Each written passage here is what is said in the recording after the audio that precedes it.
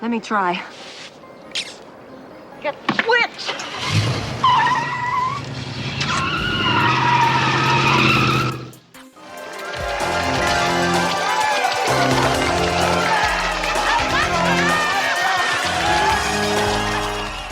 In this video, we share the untold stories about the life of Cassandra Peterson while showing you some of her rare photos.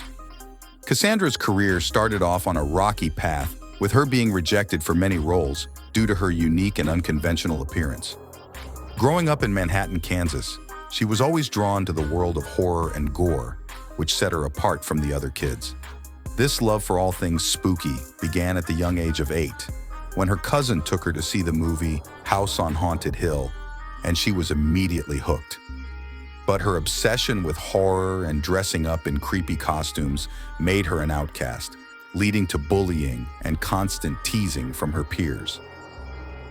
At the age of 17, Cassandra moved to Las Vegas to become a showgirl after being inspired by Elvis Presley and Viva Las Vegas. She immediately fell in love with Las Vegas's gay culture and found herself immersed in the drag queen community. It was here that she learned everything about theatrical makeup, over-the-top wigs, and larger-than-life performances. But it wasn't all glitz and glamour for Cassandra. She struggled to make ends meet and often found herself working as a go-go dancer at nightclubs to earn extra money. However, her luck changed when she got an invitation to a party in Elvis Presley's hotel suite. It was at this party that Elvis himself told her to leave Las Vegas and focus on the next steps of her career, giving Cassandra the confidence she needed to pursue acting full-time. Her big break came when she landed a small role as a showgirl in the James Bond film Diamonds Are Forever in 1971. It was her first major acting gig, and she was ecstatic. But little did she know that this would lead to more opportunities down the road. In 1972, Cassandra moved to Italy, where she became the lead singer of 2 rock bands, I Latin 80 and The Snails. It was also during this time that she met the famous film director Federico Fellini, who would later offer her a small part in his film Roma. But Cassandra's journey to stardom wasn't without its challenges. She faced constant rejection and struggled to make ends meet. In 1973, she worked as a showgirl at the Playboy Club in Miami and later signed with Hugh Hefner's Playboy modeling agency. She also toured around the country with a musical comedy act to make ends meet. However, one of her biggest regrets from this time was posing nude for a photography shoot that ended up being published in sleazy men's magazines without her consent.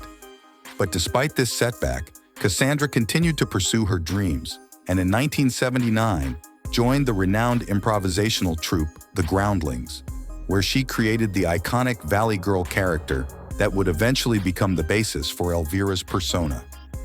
Having found her comedic niche, Cassandra was determined to make it in showbiz, and she wasn't afraid to take risks.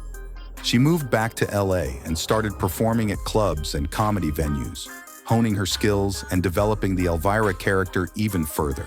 She also appeared on game shows, commercials, and landed small TV roles. But despite her hard work, success in Hollywood was elusive, and Cassandra was on the verge of giving up her dreams when fate intervened. In 1981, at the age of 30, she got a call from a friend about an audition for a role that combined horror, sex, and comedy, the perfect match for her talents. The show was Vampira, and it was being revived by the local LA TV station KHJ. They were looking for a young actress to play Vampira's daughter and host the late-night horror movie series. After impressing the producers with her improvisational skills, Cassandra was hired on the spot. But playing Elvira wasn't just about delivering lines, she also had to create the character's look and personality. With help from her friend and fellow groundling Robert Redding, they came up with a sexy yet spooky outfit that perfectly showcased Cassandra's curves and covered her scars. They also created the iconic black and white makeup look with inspiration from kabuki theater and 60s girl groups. And on September 26, 1981, Elvira made her TV debut on KHJ's Elvira's Movie Macabre with her signature catchphrase, "Hello, darling." No one expected the show to last long, not even the station. In fact, they didn't even have much hope that it would make it through its first week. But to everyone's surprise, including Cassandra's, Elvira was a hit. In just a few short weeks, she was being asked to appear on The Tonight Show with Johnny Carson, and her Halloween costume became the biggest selling costume of all time. But success didn't come without its challenges. Early on in the show's history, it nearly got axed multiple times.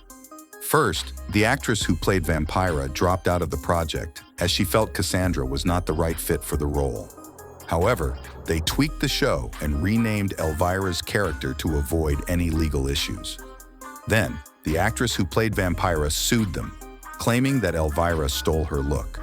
However, a judge ruled in favor of Cassandra, stating that wearing a black dress and looking spooky could not be copyrighted. But the challenges did not end there. The station itself almost pulled the plug on the show when they saw how risky Elvira's dress was. One of the heads of the station even came to set and ordered Cassandra to cover up. But she promised that she would change nothing. And somehow the bosses either didn't notice or let it slide. And thank goodness they did, because audiences loved this character. Elle quickly became a household name, and Cassandra was in high demand. She appeared on late-night shows, conventions, comic books, commercials, and more. But it wasn't just straight men who were captivated by Elvira's charm. She also gained an unlikely following among the gay community.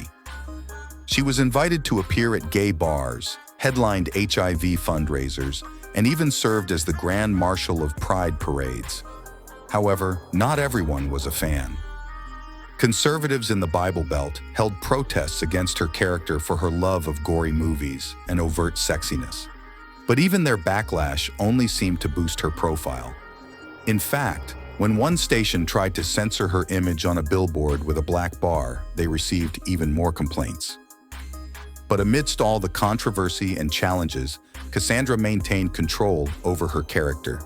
Each year during contract renegotiations, she would ask for more control or ownership of Elvira, and eventually, she owned the rights to the character completely. This was a smart move, as it turned out, when the FCC discovered that the station she was working for had been committing fraud and was forced to give up their broadcast license. Cassandra's ownership of Elvira saved her from disappearing, but while her career was thriving, Cassandra also faced personal struggles. The HIV epidemic took its toll on her as she lost many friends and colleagues to the disease. And her grief was compounded by the loss of her friend and collaborator Robert Redding, who helped create Elvira's iconic look. Despite these challenges, Cassandra continued to push forward and pursue new opportunities for Elvira. While most TV actors struggled to break into film, she had her sights set on making a movie instead of just a TV show.